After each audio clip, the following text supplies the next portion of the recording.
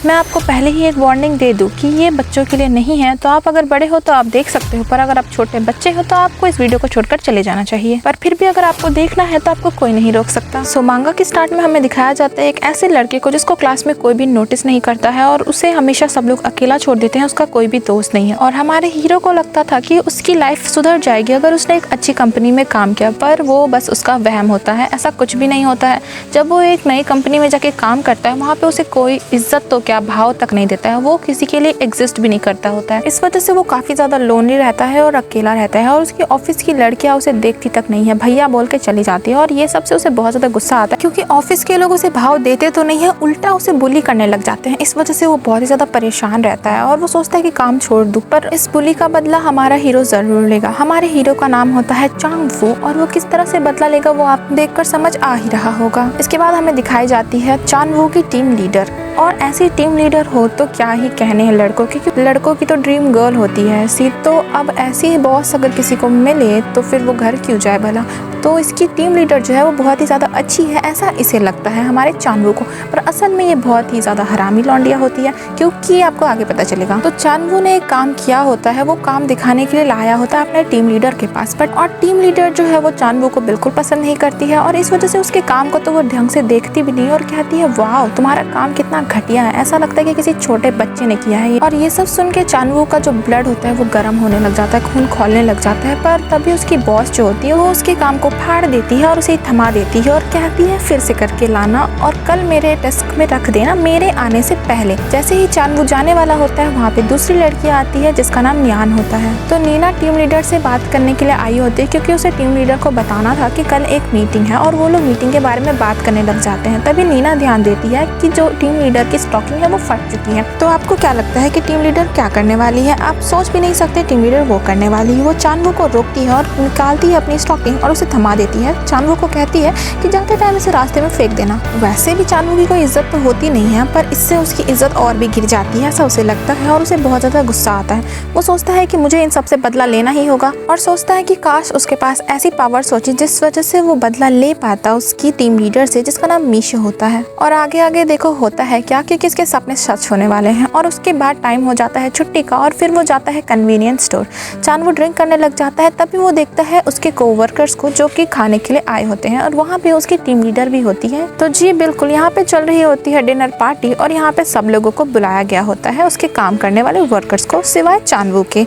और उसे पता चलता है कि उसे कितना ज्यादा नापसंद करते हैं उसके कोवर्कर्स, और उसे पता चलता है कि इन सब का जो जड़ है वो है मीशू, क्योंकि मीशू ने सबको कहा है कि उसे अच्छे से ट्रीट ना किया जाए, क्योंकि वो एक छोटा सा बच्चा है जो ग्रेजुएशन हायरिंग प्रोग्राम के थ्रू इस कंपनी में आया है, जिस वजह से ये लोग उसे अपने बराबर नहीं मानते हैं। और भाई ये टीम लीडर है, तो अपनी टीम लीडर की बातों को कौन ही मना करेगा। इस वजह से ये हरामी लौंडिया है। चांदवू जो ये सब दूर से देख रहा होता है, उसका दिमाग खराब हो रहा होता है गुस्से के मारे, और वो कुछ करता उससे पहले ही उसके सामने एक विंडो आती है जिसमें लिखा होता है कि इसके सहने की शक्ति, यानी कि तेरे बेइज्जती होने की जो क्षमता है वो खत्म हो चुकी है, और जो तेरी पावर है वो अवेकन हो चुकी है। घंटा समझ नहीं आता है चांदवू को कि क्या चल रहा है यहाँ पे, और वो उसे टच करने की कोशिश करता है, और जैसे ही वो टच करता है वो गायब हो जाता है। जो उसके कोलीग्स होते हैं वो पीछे मुड़ के देखते, पर उन्हें कुछ नहीं दिखाई देता है, क्योंकि जो चांदवू होता है वो गायब हो चुका होता है। और चांदवू ठीक टीम लीडर के सामने ही खड़ा होता है, क्योंकि वो गायब होता है। इस वजह से किसी को कुछ भी नहीं पता चलता है, और वो लोग सोचते हैं कि जो साउंड है वो शायद किसी पियक्कड़ का होगा,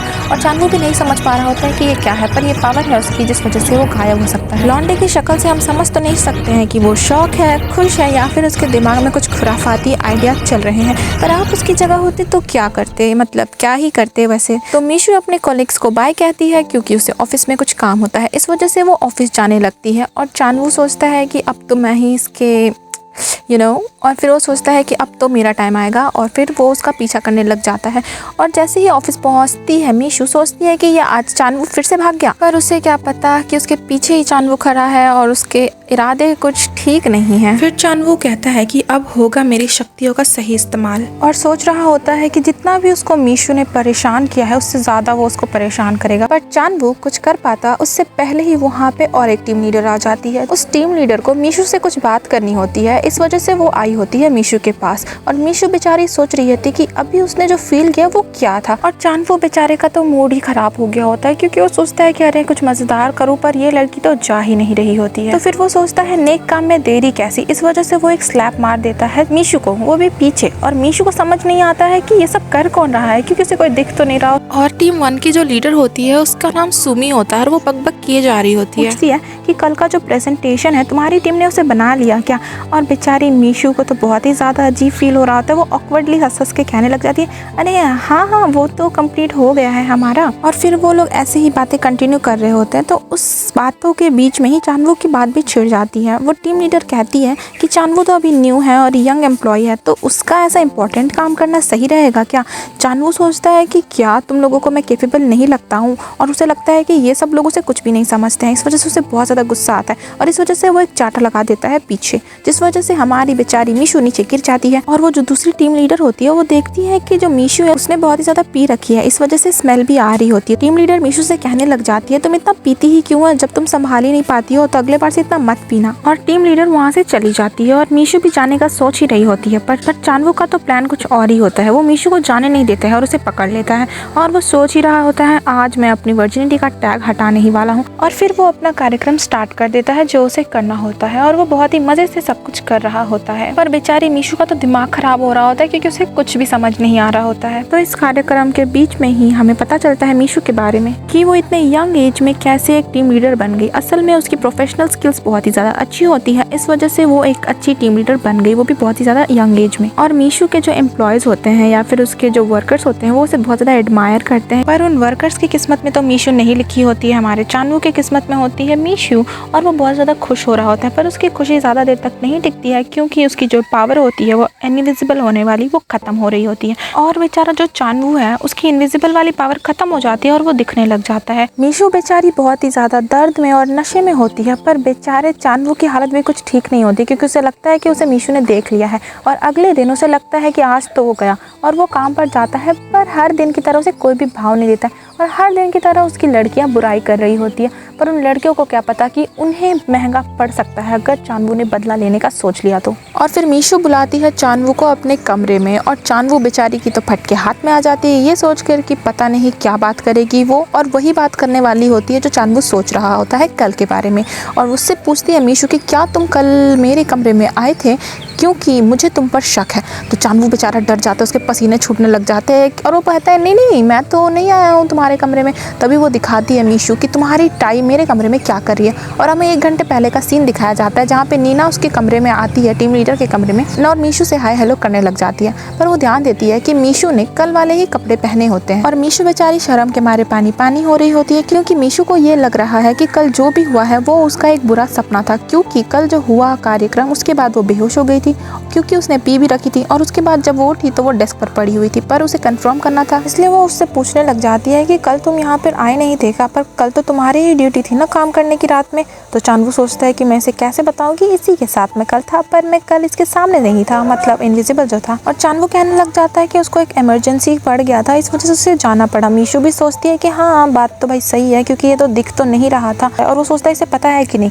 पर असल में मीशू को कुछ नहीं पता चलता है क्योंकि मीशू ने तो पहले ही चानवू की छानबीन कर ली होती है, सीसीटीवी में देख लिया होता है कि चानवू बाहर तो गया था लेकिन अंदर नहीं आया था। इसलिए वो सोचती है कि चानवू ये सब नहीं कर सकता और वो उसे बुरा सपना ही मानती है और उसे भगा देती है। पर जैसे ही बाहर निकलने वाला होता है चानवू, वहाँ पे आ जाती है नीना। और नीना कहने लग जाती है कि मैंने कुछ अजीब से आवाज़ें सुनी थी, इस वजह से मैं देखने आई थी। पर टीम लीडर कहती है कि नहीं अरे कुछ नहीं हुआ है, और कहती है कि हम तो काम की बातें कर रहे होते हैं। और फिर वो चानवू से पूछने लग जाती है कि कल मैंने तुम्हें काम दिया था ना वो पेपर करने के लिए। और चानवू बेचारा सोचता है कि इतना खुश था मैं कि प्रोजेक्ट के बारे में तो भूल ही गया था, इस वजह से उसके पास कोई काम नहीं होता है। और मीशू जो उससे पहले ही चिढ़ती थी उस पर और भड़कने लग जाती है और उसको पूरी कंपनी में ही बीच में खड़ा करके डांटने लग जाती है। और चानवू सोच रहा होता है इस इंसल्ट का बदला तो मैं जरूर लूंगा। और अब आगे देखते हैं कि वो बदला कैसे लेता है। और बाद में मीशू दे रही होती है प्रेजेंटेशन, सब लोगों को पहले वो ग्रीट करती है और फिर अपना प्रेजेंटेशन कंटिन्यू कर रही होती है। और आप लोगों को क्या लगता है कि कैसे लेगा चानवू बदला? जी बिल्कुल वैसे ही जैसा आप सोच रहे हैं। तो प्रेजेंटेशन के बीच में ही चानवू प्रकट हो जाता है और मीशू को परेशान करने लग जाता है। और मीशू की हवा टाइट हो जाती है क्योंकि उसे बहुत ज़्यादा ही अजीब फील हो रहा होता है और उसे समझ नहीं आता कि वो क्या करे। प्रेजेंटेशन के बीच में वो कहीं जा भी नहीं सकती है, इस वजह से वो कैसे तैसे हकलाते लड़काते बोलने लग जाती है और फिर अपनी प्रेजेंटेशन को कंप्लीट कर रही होती है। पर उसकी हालत बिल्कुल भी ठीक नहीं होती है। चानवू सोचता है हाँ यही तो मैं चाहता हूँ, सबके सामने तुम्हारी इंसल्ट होता देख, तुम्हारा काम खराब होता देख। पर वो जैसे तैसे कंप्लीट कर लेती है और जल्दी से वॉशरूम भागती है और सोचने लग जाती है कि क्या चल रहा था वहाँ पे, कौन है, मुझे कौन ऐसा सब कुछ कर रहा है। और उसकी हालत वहाँ पे बहुत ज़्यादा ख़राब हो रही होती है, इसलिए वो अपना मूड ठीक करने के लिए वो सब कर लेती है जिससे उसे सेटिस्फेक्शन मिल रही होती है। और चानवू, आपको क्या लगता है कि वो कहाँ पर होगा? जी बिल्कुल, वो उसके सामने ही खड़ा होता है और उसे ये सब करता हुआ देख रहा होता है और उसे बहुत ही ज़्यादा मज़ा आ रहा होता है। और वो सोच रहा होता है कि तुम खुद से खुद के मज़े क्यों ले रही हो, जबकि मैं यहाँ पे खड़ा हूँ, इसलिए मैं तुम्हारी मदद कर देता हूँ। इसलिए वो कंटिन्यू कर देता है। और जब ये लोग ये सब कार्यक्रम कर रहे होते हैं तभी रूम में, मतलब वॉशरूम में आ जाती हैं 2 लड़कियां, जिसमें से एक हैना भी होती है। वही टीम 1 की लीडर जिसका नाम सुमी होता है, वो चेयरमैन की बेटी होती है और ये सब बातें वो कर रही होती है। और यहाँ पे दूसरी तरफ चेवुन अपना काम कर रहा होता है। जैसे ही उसका काम खत्म होता है, उसको संतुष्टि मिल जाती है, वो वहाँ से चला जाता है। पर जाते जाते उसको किसी ने देख लिया था और वो होती है नीना। अब पता नहीं हमारे बेचारे चावुन का क्या होने वाला है, पर वो तो बड़ा खुश है क्योंकि उसको ये एबिलिटी बहुत ही ज़्यादा अच्छी लगी और वो सोच रहा था कि क्या ही तो एबिलिटी है मेरे पास, अब मैं किसी के भी मज़े ले सकता हूँ कभी भी और कहीं भी, और किसी को कुछ पता भी नहीं चलेगा, और किसी को कुछ पता नहीं चलेगा तो कोई मुझे पकड़ भी नहीं पाएगा। पर नीना तो उसे छुप छुप कर देख रही होती है। तो अब लगता है कहानी में ट्विस्ट आने वाला है, वो भी बहुत ही बड़ा वाला। तो अगले दिन चानवू काम पर जाता है एज यूजुअल और उससे कोई भी भाव नहीं दे रहा होता है। और ऑफिस में काम करते करते ही चावुन को पता चलता है अपनी एबिलिटीज़ के बारे में और उसे पता चलता है कि 2 घंटे के लिए ही सिर्फ वो गायब हो सकता है क्योंकि उसकी पावर अभी उतनी ही है। तो वो सोचता है कि उसे अपनी जो एबिलिटी की पावर है उसे बढ़ानी ही पड़ेगी, लेवल अप करना ही पड़ेगा, क्योंकि उसके लिए 2 घंटे भी कम पड़ रहे होते। करने के लिए नहीं, बल्कि उसे सारे लोगों से, मतलब ऑफिस के सारे लोगों से उसे बदला जो लेना है, इसलिए वो लेवल अप करने का सोच रहा है। पर तभी वहाँ पे उसके पास नीना आती है और नीना उसे बुलाती है कोने में, पता नहीं क्यों। आपको क्या लगता है? नहीं, उस चीज़ के लिए नहीं बुला रही है नीना, पर उसे कुछ काम होता है, इस वजह से वो बुला रही होती है चानवू को साइड में। और चानवू को समझाती है कि आज तो टीम लीडर आई नहीं है और अगर तुम्हें कोई परेशान करेगा तो मेरे पास आ जाना। चानवू सोचता है कि आज इसे क्या हो गया, और वाह ये कितनी अच्छी लड़की है, ये कितनी जल्दी पिघल जाता है यार। सोचने लग जाता है कि यार मैंने इसे कभी नोटिस क्यों नहीं किया। उसके बाद वो घर जा रहा होता है और फिर से उसे दिख जाती है नीना। तो नीना उसे पूछने लग जाती है कि चानवू क्या हम ड्रिंक्स पर चले, और वो लोग ड्रिंक्स करने के लिए चले जाते हैं। और चानवू बेचारा तो बहुत ही ज़्यादा खुश होता है क्योंकि वो पहली बार किसी के साथ ड्रिंक करने के लिए आया होता है। और ऐसे ही थोड़ी देर वो लोग बातें शातें करते हैं और उसके बाद वो लोग बाहर आ जाते हैं ड्रिंक करने के बाद। अगर आप लोग सोच रहे हो कि ये लोग घर जाने वाले हैं तो नहीं, आप बिल्कुल ही गलत सोच रहे हो, क्योंकि अभी तो रात बाकी है और हैना ने अभी तक अपना कोई दाव खेला भी नहीं है, क्योंकि अभी तो रात बाकी है। चावुन कहता है कि मैं तुम्हारे लिए कैब बुक कर दूं, पर नीना कहती है मैंने सुना है तुम्हारा घर यहीं करीब में है, तो फिर घर जाने की क्या ज़रूरत है। और फिर उनका कार्यक्रम स्टार्ट हो जाता है और आप लोग समझ ही रहे होंगे कि क्या चल रहा है। और चावू को इस समय गायब होने की भी ज़रूरत नहीं पड़ती है। तो वाह, चावून के तो सपने सच हो रहे हैं। और नीना उससे कहती है कि अच्छा चलो कुछ और नया ट्राई करते हैं। तो ये है नीना का कुछ नया ट्राई करने का मतलब। और वो बहुत ज़्यादा हंसने लग जाती है, उसके बाद खुश हो जाती है क्योंकि उसका प्लान काम करने लग गया। और फिर वो उसकी फ़ोटो और वीडियोज़ बनाने लग जाती है। चावुन बेचारा भोला बच्चा उससे पूछ रहा होता है कि तुम ये सब क्या कर रही हो, तुम मेरे फोटोज़ और वीडियोज़ क्यों बना रही हो। उसे कुछ ज़्यादा समझ नहीं आ रहा होता है। पर नीना उसे कहती है कि अच्छा तुम्हें समझ नहीं आ रहा बच्चे, अच्छा तुम चलो बता दो मुझे कि तुम्हें मीशू का कौन सा सीक्रेट पता है जो वो तुम्हारी सारी बातें मान रही हैं। चावुन को बहुत ही ज्यादा गुस्सा आ रहा होता है और नीना को तो बहुत ही मजा आ रहा होता है कि देख लेना, अगर तुमने मुझे कुछ नहीं बताया ना तो मैं ये वायरल कर दूंगी पूरे ऑफिस में। और चानवू सोचता है कि क्या, चावुन को समझ आ जाता है कि ये सब इसका प्लान था उसे फंसाने का। तभी उसके पास एक विंडो आती है जिसमें बोलता है कि आपका लेवल अप हो चुका है क्योंकि आपकी बेइज्जती की लेवल फिर से पार हो चुकी है। और इस बार उसका आउटसाइडर मोड ऑन होता है जिसमें उसे एबिलिटी मिलती है कि वो किसी चीज़ के भी आर पार जा सकता है। तो भाई साहब चानवू क्या करने वाला है क्योंकि उसका लेवल अप हो चुका है और उसे एक एबिलिटी भी मिल चुकी है। तो आप आगे देखेंगे कि क्या से लेगा चावू रिवेंज। चावुन को समझ आ जाता है कि अगर उसने हीना को ज़्यादा परेशान किया तो इस वजह से वो उसको ज़्यादा बेइज्जती करेगी और उससे लेवल अप हो जाएगा। तो इसीलिए वो हैना को परेशान करने लग जाता है, जिस वजह से हैना उसे एक चाटा मार देती है और उसका लेवल अप हो जाता है। उसके बाद हैना कपड़े पहनती है और वहाँ से चली जाती है उसे धमकी देकर।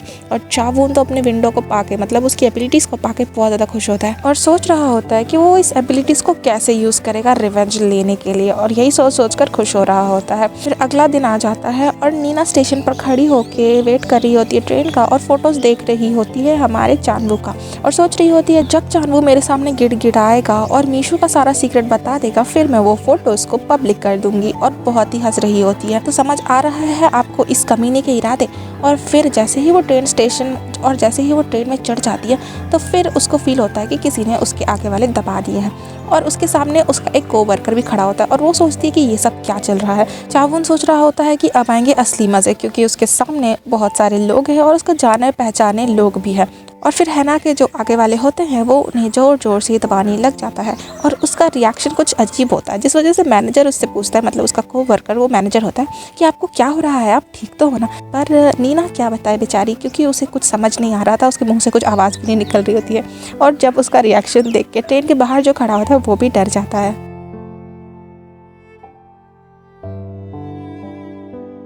और चावुन ने अपनी एबिलिटीज़, जो आर पार जाने वाली एबिलिटीज़ को यूज़ करके नीना का फ़ोन चुरा लिया होता है। और तभी नीना के फ़ोन में आता है मीशू का कॉल और चावुन उसे काट देता है और मीशू से पूछता है कि क्या तुम ठीक हो, तुम्हें कल अच्छा फील नहीं हो रहा था ना। पर मीशू अपने एटीट्यूड में उसे कहती है कि तेरी सिंपैथी मुझे नहीं चाहिए और इतना ही तेरे पास फालतू टाइम है ना तो जाओ से काम में लगा। और चावुन को उसी तरह ट्रीट करती है। पर मीशू को तो बहुत ही ज़्यादा अजीब फील होने लग जाता है। जब भी वो अब चावुन की बातें सुनती है उसकी बॉडी में अलग ही सेंसेशन दौड़ जाती है। मीशू को समझ नहीं आता है कि ये सब क्यों हो रहा है, पर वो इस ख्याल को ना ज़्यादा ध्यान नहीं देती और इग्नोर कर देती है। और चावुन को तो आदत हो चुकी थी मीशू की डांट सुनने की, इस वजह से उसे कुछ घंटा भी फ़र्क नहीं पड़ रहा होता। पर वो बहुत ज़्यादा खुश हो रहा होता है, क्योंकि जितना कोई उसकी इंसल्ट करेगा उतना ही उसकी पावर अप होती जाएगी। और सोच रहा होता है कि इसकी और 2-3 क्लासेस तो लेनी ही पड़ेंगी, क्योंकि इसका बिहेवियर में अभी भी चेंज नहीं आया है। फिर हमें नीना को दिखाया जाता है, जिसे पता चलता है कि उसके पास उसका फ़ोन ही नहीं है और वो बहुत ही ज़्यादा घबरा रही होती है। मैनेजर आके उसे पूछता है कि क्या तुम ठीक हो, और वहाँ पे चांदवू भी आया होता है किसी काम से अपने फाइल देने के लिए। तो फिर नीना देखती है कि क्या भाई, इसका एटीट्यूड तो चेंज ही नहीं हुआ है, इसको सबक सिखाना ही पड़ेगा। उसे रूफ टॉप पे बुलाती है, उसे टेरेस पे, और उसे समझाती है कि क्या तुम भूल गए हो कि तुम्हारे पास, मेरे पास तुम्हारी फ़ोटोज़ हैं, तो तुम अपनी हद में रहो और तुम जल्दी से मुझे मीशू का सीक्रेट बता दो। चावुन भी आज अलग ही एटीट्यूड में होता है, क्योंकि फ़ोन तो उसके पास होता है। फिर वो उसका हाथ पकड़ता है और उसे कहने लग जाता है, तुम्हें जो करना है करो, मुझे आई डोंट फकिंग केयर। और फिर वो नीना का हाथ छोड़ देता है, तो नीना वहाँ से चली जाती है, मतलब टेरेस से नीचे। और जब वो जा रही होती है वो धड़ाम से गेट बंद करती है, जिस वजह से जो चावुन है उसके मुँह पे ही गेट लगता है और वो नीचे गिर जाता है। उसके बाद वहाँ पे आती है सुमी, वही चेयरमैन की बेटी, कॉल पर बात करने के लिए ऊपर आई होती है, जिसकी शादी हो चुकी होती है, वो भी 1 साल पहले। और उसके पति से वो बात करने आई होती है। एक बहुत बड़ी कंपनी में एक बहुत बड़े शेयर होल्डर का बेटा होता है सुमी का पति, और सुमी की भी असिस्टेंट डायरेक्टर की पोस्ट कंफर्म रहती है। और दूसरी तरफ चांदवू का तो कुछ अता पता ही नहीं रहता है और वो गरीबी में ही जी रहा होता है। और जब चांदवू जा ही रहा होता है, गेट खोलने ही वाला होता है कि गेट की साउंड से सुमी को पता चलता है कि छत पर कोई है, तो वो उसे पीछे मुड़ कर देखती है और चांदवू को लगता है कि वो उसे सुनाने वाली है, पर सुमी तो उसे इग्नोर करके चली जाती है और उसे भाव भी नहीं देती है। चांदवू को समझ आ जाता है कि उसको जैसे लो लेवल एम्प्लॉय का होना या ना होना सुमी को उससे कोई फर्क नहीं पड़ता है। और चावुन सोच रहा होता है इसे लो लेवल एम्प्लॉय की पावर दिखानी पड़ेगी और उसे रिवेंज लिस्ट में ऐड कर लेता है। जैसे ही चांदवू नीचे जाता है उसे मीशू सुनाने लग जाती है, क्योंकि मीशू को सुमी सुना कर गई थी कि तुम्हारे एम्प्लॉयज को कुछ काम वाम नहीं होता है क्या, इधर उधर भटकते रहते, तो उन्हें संभाल के रखो। इस वजह से मीशू डांट रही होती है। फिर मीशू अपने घर चली गई होती है और रिलैक्स करने के लिए नहाने ही जा रही होती है, पर जैसे ही वो बाथटब में बैठती उसे कुछ चुभ जाता है और आपको समझ आ ही रहा होगा कि क्या चुभा होगा। इस वजह से उनका काम वहीं पे आरंभ हो जाता है और वो लोग वहीं पे कंटिन्यू कर लेते हैं और ये पूरे 2 राउंड का होता है। एंड उसके बाद वहाँ से चला जाता है चांदवू। उस दिन के बाद बहुत ज़्यादा दिन बीत चुके होते हैं और फिर चांदवू वही अपना नॉर्मली काम कर रहा होता है, पर वहाँ पे आ जाती है मीशू और उसे डांटने लग जाती है, क्योंकि उसने एक काम गलत कर दिया होता है। वो उससे कहती है कि मैंने तो तुम्हें कहा था सिर्फ GM और रिक्रूटिंग लीडर्स को ही इंक्लूड करने के लिए, बट तुमने पूरे डिपार्टमेंट को क्यों इंक्लूड किया है इसमें। और फिर चांदवू बेचारा माफ़ी मांगने लग जाता है उसकी गलती की वजह से, पर मीशू उसे ज़्यादा नहीं सुनाती इस बार और वहाँ से चली जाती है।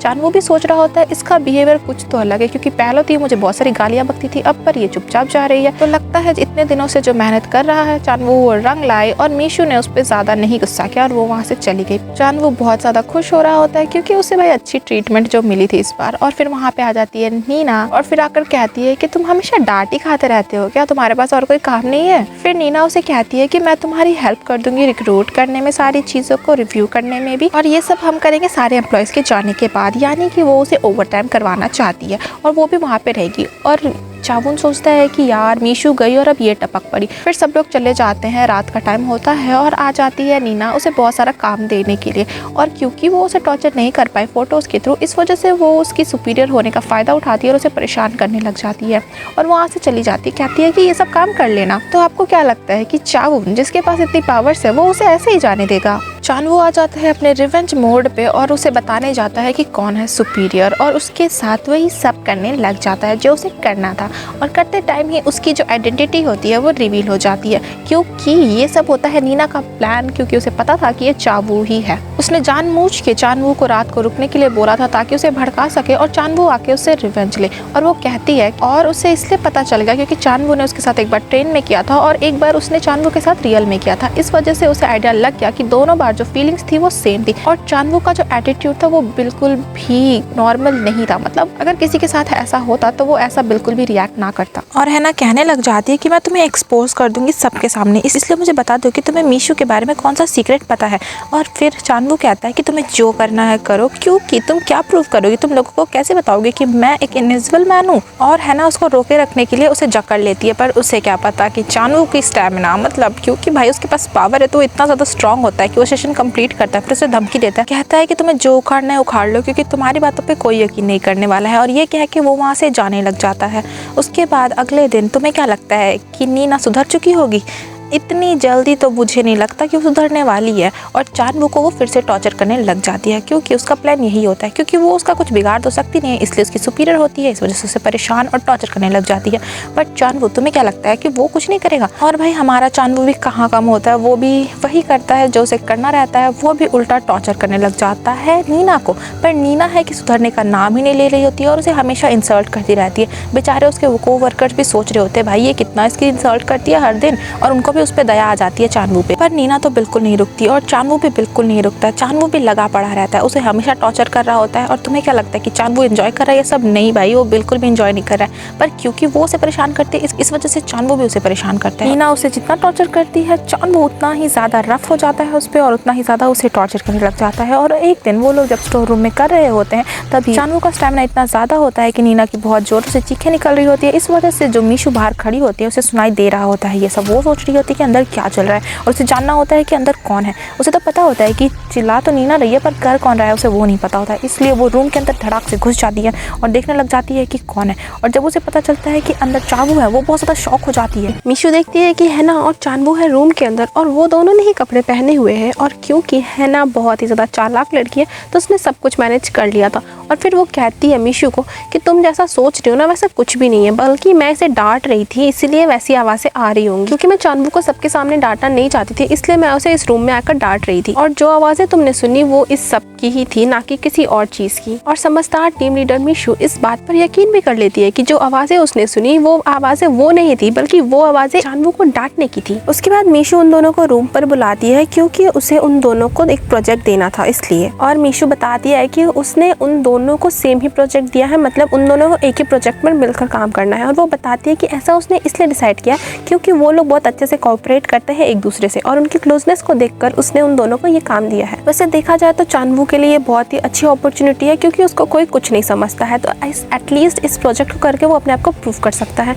तो रूम में बात कर रहे होते हैं चानवू और हैना और वो लोग डिस्कशन कर रहे होते हैं उस प्रोजेक्ट के ऊपर। और ये दोनों जब बातें कर ही रहे होते हैं तभी नीना ये बात बताने लग जाती है कि असल में जो सुमी है टीम 1 की लीडर, उसे प्रमोट करके एसोसिएट डायरेक्टर बनाया जा रहा है इस वजह से, क्योंकि ऑफ कोर्स वो चेयरमैन की बेटी जो है, पर उसे डायरेक्टली प्रमोट तो किया नहीं जा सकता है क्योंकि कंपनीज के भी कुछ रूल्स होते हैं। इस वजह से जो मीशू की टीम ने जो प्रोजेक्ट बनाया था उसको चुरा के दे दिया जाता है टीम 1 की लीडर को, यानी कि सुमी को। इस वजह से जो बचा कुचा प्रोजेक्ट होता है वो मिल जाता है मीशू को। और इस वजह से सुमी और मीशू की बिल्कुल भी नहीं बनती है, क्योंकि भाई मीशू को मिलना चाहिए वो पोजीशन जो सुमी को मिल रहा है। सुमी को ये इसलिए मिल रहा है क्योंकि वो डायरेक्टर की बेटी है, इसलिए मीशू को नहीं पसंद कि कोई कनेक्शंस के थ्रू यहाँ पर आए, ना कि अपनी एबिलिटीज के थ्रू, जैसे आया है हमारा चानवू उस गवर्नमेंट एम्प्लॉय प्रोग्राम के थ्रू। इस वजह से वो उसे पसंद नहीं करती है। पर चानवू अब कोई मामूली इंसान तो था नहीं, तो उसे इन सब चीजों से कोई फर्क भी नहीं पड़ता कि कोई इसके बारे में क्या सोचता है और क्या नहीं। और वो कहता है नीना से कि अपनी बकवास बंद करे और कहता है कि प्रोजेक्ट देखो क्योंकि हमें घर भी जाना है। तो फिर नीना देखने लग जाती है प्रोजेक्ट और उसे लगता है कि जो ऑर्गेनाइज किया गया है फाइल्स को बहुत ही ज्यादा गड़बड़ है, मतलब उसमें कुछ भी सही नहीं है। मतलब इन चीजों में चानवू की कोई गलती नहीं होती है क्योंकि वो फाइल्स ही गलत ऑर्गेनाइज करके उनको दी गई होती है और जो डाटा उन फाइल्स में अवेलेबल होता है वो भी पूरी तरह से गड़बड़ होता है। इस वजह से नीना चानवू को कहती है कि जाओ और चेक करो कि रियल डेटा क्या है। और चानवू हमारा हीरो जिसके पास इनविजिबल होने की पावर है, वो भला क्यों किसी से डरने वाला था, और वो भी चले जाता है अपना कार्य करने के लिए। जैसे ही वो टीम 1 के रूम में जाता है, वो वहाँ जाके देखता है कि भाई रूम में तो कोई है ही नहीं, क्योंकि ऑब्वियसली रात हो चुकी है, तो इस वजह से सब लोग घर जा चुके होते हैं। और वो इधर उधर देखने लग जाता है कि कोई बच्चा कुछ कोई है। इसके बाद वो कंप्यूटर खोलता है ताकि वो अपने फाइल के बारे में इंफॉर्मेशन देख सके। तो तुम्हें क्या लगता है कि चानवू की किस्मत इतनी अच्छी है कि वो कर्म करने जाए और कांड ना हो? तो काम को खराब करने के लिए वहाँ पे आ जाती है सुमी, क्योंकि भाई उसी का ऑफिस है तो जब मन चाहे आ सकती है ना। और हमारा चानवू जो होता है वो घबरा जाता है, क्योंकि वो सुमी के नजरों में आ चुका था, टेरेस में था, और जब भी कुछ कांड होता है वहाँ पे होता ही है। और वो चुप चुप कर सुमी को देख रहा होता है। सुमी को नहीं पता होता है कि चानवू कमरे में है। और तुम लोगों को क्या लग रहा है कि सुमी इतनी रात को क्या करने आई होगी? मतलब क्या ही करने आता है कोई ऑफिस में, वो नहीं कर रही है वो। और तुम चानवू का रिएक्शन देखकर क्या गेस कर सकते हो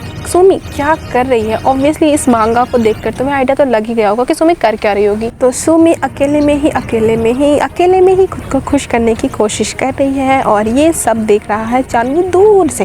और ये सब देखने में वो इतना ज़्यादा बिजी हो गया कि वो क्या करने आया था उसको कोई आइडिया नहीं है। ऑब्वियसली ऐसा कोई सीन देखेगा तो देखता ही रह जाएगा, मतलब तुम समझ सकते हो ना, ऐसे समझोगे, तुमने तो कभी देखा नहीं होगा। तो चानवू इस सीन को बहुत ही ज़्यादा एंजॉय कर रहा होता है, बट क्योंकि इतनी देर हो चुकी थी और वो आया नहीं था, इस वजह से चली जाती है ना उसे ढूंढते हुए। बट चानवू कोई मूवमेंट खराब नहीं करना चाहता था, इस वजह से वो ना हैना को बाहर निकाल देता है रूम से।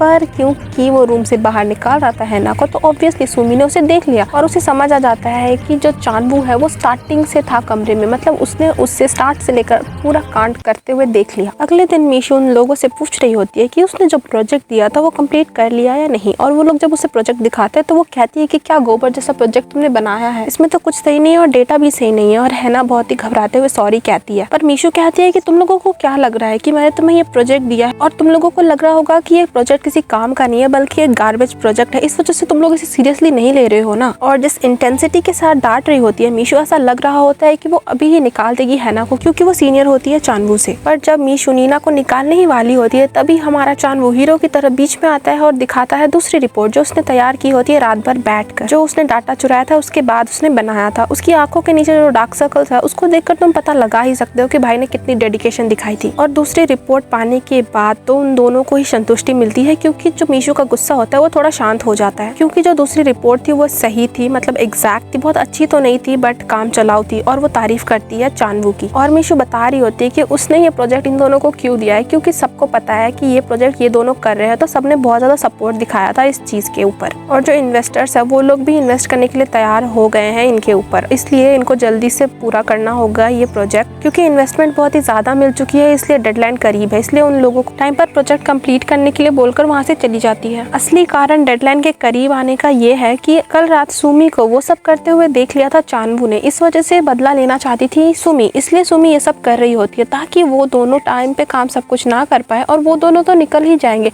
पर उनकी जो टीम लीडर है उसे भी निकाल दिया जाएगा। तो एक तीर से ही उसके दो निशाने लगेंगे, एक तो निकल जाएगा चानवू और दूसरी निकल जाएगी मीशू जो उसकी कॉम्पिटिटर है। चानवू को तो पता नहीं, लेकिन नीना को अपनी जॉब बहुत ही ज्यादा प्यारी होती है और इस वजह से उसके अंदर पूरी आग लग जाती है और वो कहती है हमें तो ये सब टाइम पर पूरा करना ही पड़ेगा क्योंकि मुझे मेरी जॉब बहुत प्यारी है। और उसके बाद वो काम पे पूरी फोकस के साथ लग जाती है और इतनी फोकस के साथ वो काम कर रही होती है कि वो भूल ही जाती है चानवू को परेशान करना या बुली करना। और चानवू नीना को इतना डेडिकेशन से काम करता हुआ देखकर उसके अंदर भी बहुत ही ज्यादा मोटिवेशन आ जाता है और वो भी काम करने लग जाता है। और स्टार्टिंग से तो वो यही चाहता था कि उसे एक हार्ड वर्किंग टीम मिले जिसके साथ वो अच्छे से काम कर पाए। और ऐसे ही मिलजुल कर काम करते करते उनमें अच्छी बॉन्डिंग भी हो जाती है और वो दोनों अपनी दुश्मनी भी साइड में रख दिए होते हैं थोड़े टाइम के लिए। और ऐसे ही काम करते करते 3-4 हफ्ते गुजर जाते हैं। उसके बाद हम देखते हैं कि चानवू को जो है बहुत ज्यादा नोटिस किया जाने लग जाता है, उसे टीम डिनर्स में भी बुलाया जाने लग जाता है और चानवू को अब एक कोलीग की तरह ट्रीट किया जा रहा होता है। चानवू के चेहरे पर जो खुशी होती है उससे आप समझ ही सकते हो कि वो कितना खुश है। और बातों बातों में चानवू पूछ लेता है नीना से कि वो क्यों जानना चाहती थी मीशू की कमजोरी। तो नीना बताती है कि ऑब्वियसली मीशू एक वर्करहॉलिक है और उससे कम्पीट मैं कभी नहीं कर पाती, इस वजह से मुझे उसकी वीकनेस जाननी थी ताकि मैं उसे बीट कर एक अच्छी पोजीशन पर जा पाती। पर जब तक वो इस कंपनी में है मुझे नहीं लगता कि मुझे कोई अच्छी पोजीशन पोजीशन मिल पाएगी। वो लोग बातें कर ही रहे होते हैं तभी बीच में एक लौंडा टपक पड़ता है जो इन्हीं की कंपनी का एक वर्कर होता है। वो आता है नीना के पास और उसे ड्रिंक ऑफर करने लग जाता है और ये मैनेजर हो होता है। ये हीना की तारीफ करता है और उसे कॉन्ग्रेचुलेशंस करते हुए तारीफ कर रहा होता है और ड्रिंक करने के लिए कहता है। इसका फेस और इसकी स्माइल जितनी प्यारी लग रही है ना, इसके इरादे उतने ही घटिया है। ऐसा मैं इसलिए कह रही हूँ क्योंकि इसका एक प्लान है और वो आपको आगे पता चलेगा। तो इसने ना नीना को इतनी ज्यादा पिला दी होती है कि वो तो बेहोशी हो गई होती है और वो बेहोशी की हालत में मीशू को गालियां दे रही होती है और नीना इतनी ज्यादा टल्ली हो चुकी होती है कि वो खुद के पैरों पर चल भी नहीं पा रही होती है। तो घर कैसे जाती वो भला? तो उसको घर ले जाने के लिए कोई तो चाहिए होगा ना। तो यही होता है मैनेजर हो का प्लान कि इसे टल्ली करवा कर घर लेकर जाएगा, मतलब होटल लेकर जाएगा और नीना के साथ होटल में जाकर मजे करेगा। पर तुम्हें तो पता है कि एक आदमी ही आदमी को समझ सकता है। तो चानवू को इस मैनेजर हो के इरादे समझ तो आ गए होते, इस वजह से वो रोकने की कोशिश करता है मैनेजर हो को। पर मैनेजर हो तो पक्का अपना इरादा लेकर आया था कि वो आज तो नीना को अपना बनाकर ही रहेगा। चानवू कह रहा होता है कि नीना उसकी वर्क पार्टनर है तो उसे घर लेकर जाना चाहिए, पर वो चानवू की कोई भी बात नहीं सुन रहा होता और वो कहता है कि नहीं, वो लेकर चले जाएगा। और उसके बाद मैनेजर हो उसे एक होटल में लेकर चले जाता है और उस मैनेजर हो से तो बिल्कुल भी रहा नहीं जा रहा होता है नीना को देखकर। और इसकी शक्ल और इसका हंसी देखकर तो तुम्हें समझ आ ही रहा होगा कि कितना बड़ा हवसी इंसान है ये। और जैसे ही मैनेजर हो कार्यक्रम स्टार्ट करने वाला होता है, नीना को सही टाइम पर होश आ जाता है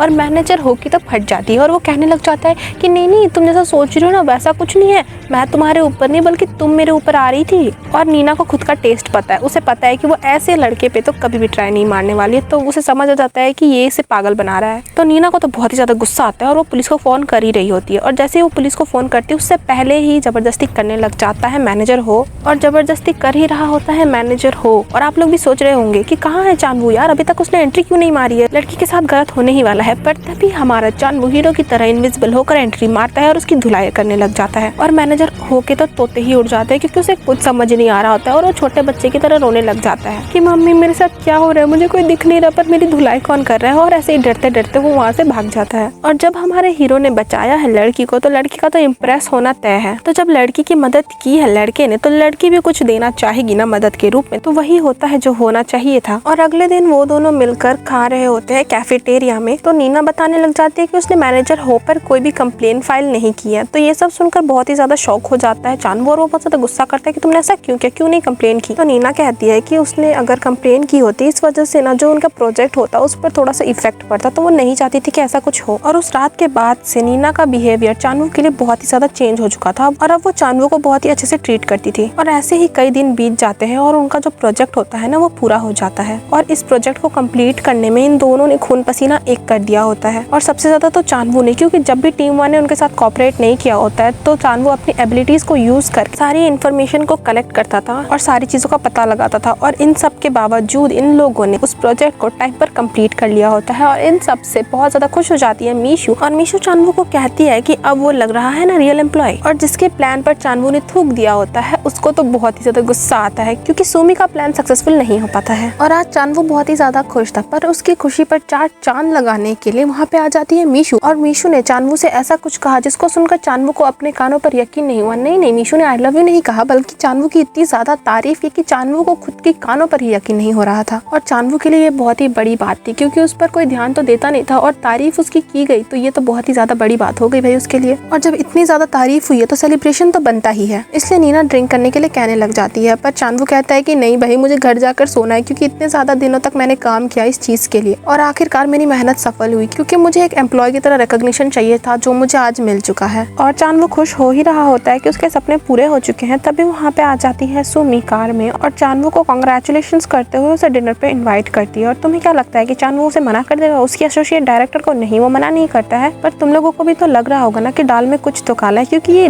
मतलब ये किस इरादे से आई है मुझे तो समझ नहीं आ रहा। पर फिर वो कहने लग जाती है चानवू को कि तुम इस कंपनी को छोड़कर चले जाओ, देखा ये औरत ऐसी ही है। और तभी चानवू का रिएक्शन होता है कि भाई ये क्या बोल रही है ये अब। और चानवू को बहुत ही ज्यादा गुस्सा आने लग जाता है क्योंकि अभी तो उसने एम्प्लॉय का रिकॉग्निशन पाया था, मतलब अभी ही उसे एक एम्प्लॉय की तरह ट्रीट किया जा रहा है और अब ये कह रही है कि उसे छोड़ दे। सुमी एक एसोसिएट डायरेक्टर है, इस वजह से सुमी कुछ भी कर सकती है। लेकिन चानवू से कहता है, चानवू सुमी से कहता है कि जो कर रही थी वो तू कर रही थी ना कि मैं, तो तेरी गलती है कि तूने मेरे सामने वो सब किया, मैं उसमें कुछ नहीं कर सकता। और सुमी के तो अलग ही तेवर थे, वो कह रही थी कि तू निकल जा, तेरे लिए ही अच्छा होगा। चानवू कहता है कि उसे जो उखाड़ना है वो उखाड़ ले क्योंकि वो तो छोड़ के नहीं जाने वाला है इस कंपनी को। चानवू को अच्छे से पता था कि अगर सुमी के नाम पे कोई भी स्कैंडल हो गया तो उसकी जो एसोसिएट डायरेक्टर की पोजीशन है ना, उस पर बहुत ही ज्यादा असर पड़ने वाला है। इस वजह से वो चानवू को भगाना चाहती है। पर चानवू कह देता है उसको कि अगर उसने कुछ करने की सोची था तो वो भी उसे नहीं छोड़ने वाला। मतलब हिम्मत देख रहे हो चानवू की, एक एम्प्लॉय होकर वो एक एसोसिएट डायरेक्टर को चैलेंज कर रहा है भाई। और सुमी भी कहाँ कम थी, वो चानवू को उसकी औकात दिखाने के लिए शैंपेन की एक बोतल उठाती है और फिर उसको डाल देती है चानवू के सर के ऊपर। और ये सब करते करते वो बड़ा ही मुस्कुरा रही होती है और उसे वार्निंग भी देती है कि तुमने जो आज बोला है मुझे, मेरे साथ जैसा बिहेव किया है ना,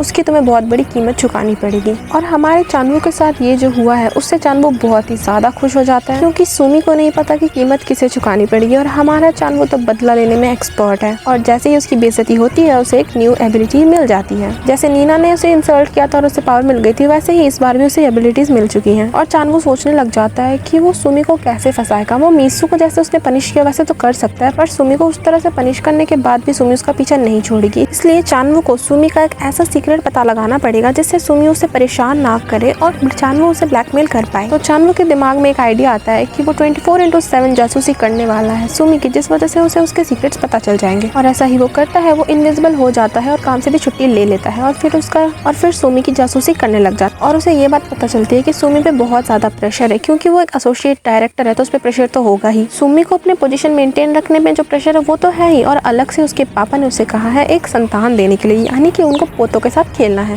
पर सुमी तो पूरी कोशिश कर रही है, बट उसके हस्बैंड को इस पे कोई भी इंटरेस्ट नहीं है, इसलिए सुमी खुद को संतुष्ट करने के लिए खुद के हाथों का ही इस्तेमाल कर लेती है। और बेचारी ये जब कर रही होती है वो सब, तो हमारा चांद उसी के पास खड़ा होता है और वही सब देखकर एंजॉय कर रहा होता है और अपना फोन निकाल के वो फोटोज और वीडियोस भी बना लेता है सुमी की, क्योंकि उसे लगता है कि वो इससे उसे ब्लैकमेल कर सकता है। और फिर सुबह में वो सुमी के पास पहुंच भी जाता है उसे ब्लैकमेल करने के लिए कि देखो मेरे पास तुम्हारे फोटोज और वीडियोस है। पर सुमी को उसकी बातों पर बिल्कुल यकीन नहीं होता, क्योंकि उसने चांदू के सामने तो कभी किया नहीं है और उस दिन उसने भले ही चुपके से देख लिया था, पर उसे पक्का यकीन था कि उसने वीडियो तो नहीं बनाया होगा। इसलिए वो दरवाजा बंद कर देती है और चांदू की कोई बात नहीं सुनती है, क्योंकि वो बकवास बातें कर रहा होता है उसके हिसाब से। पर उसे क्या पता कि उसकी मेहरबानी की वजह से ही चांदू का लेवल अप भी हो गया है और उसे एक न्यू एबिलिटीज भी मिल चुकी है। और अपनी एबिलिटीज का यूज करके डोर के आर पार आ जाता है चांदू और उसके बाद दिखाने लग जाता है सुमी को उसी के कार्यक्रम की तस्वीरें और वीडियोस। और सुमी ये सब देखकर बहुत ही ज्यादा शॉक और सदमे में चली जाती है कि भाई इसने इसकी वीडियो कैसे बनाई, उसे कुछ भी समझ नहीं आ रहा होता है और पूरी शॉक में होती है। और चांदू उसको सदमे में पहुंचाने के लिए अपनी जो एबिलिटीज होती है ना इनविजिबल होने वाली, वो भी करके दिखा देता है।